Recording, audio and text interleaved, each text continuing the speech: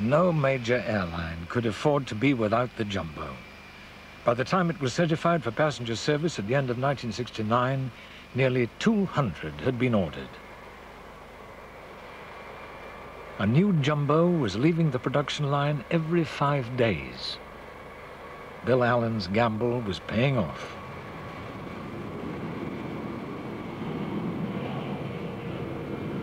So was Juan Tripp's.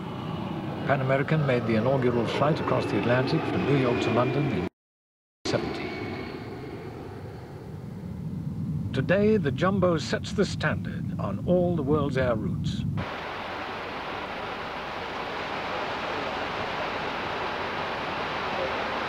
Good afternoon, everyone. This is Captain Mike Wakeford.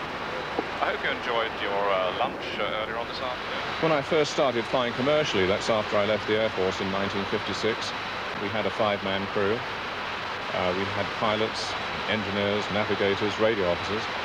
And now it seems, particularly relative to the 747, the aircraft's got very much bigger, whilst the cockpit and the flight deck crew got that much smaller. When we arrived in Los Angeles, the aircraft will be on the ground just a couple of hours or so. It will be turned around, having been refueled and serviced by our maintenance people on the ground there. And it will be on its way back to London, where it will arrive tomorrow. Again, the same thing will happen. It will be turned around at Heathrow, and off it goes. The utilisation rate, something like 14 hours, or perhaps a little bit more than that per day, every day. 4637, level 350, confirm 68 north. In the 12 years that I've been flying this aeroplane, I've only had 2 occasions to have to shut down an engine, just one engine on each occasion, which I think is a pretty good record. It's a very, very nice aeroplane to fly. It's certainly a pilot's aeroplane, and I think for that matter it's a passenger's aeroplane. Because of the size of the cabin and the breakdown into cabin areas, one doesn't get that effect of being in a tube, an aluminium tube.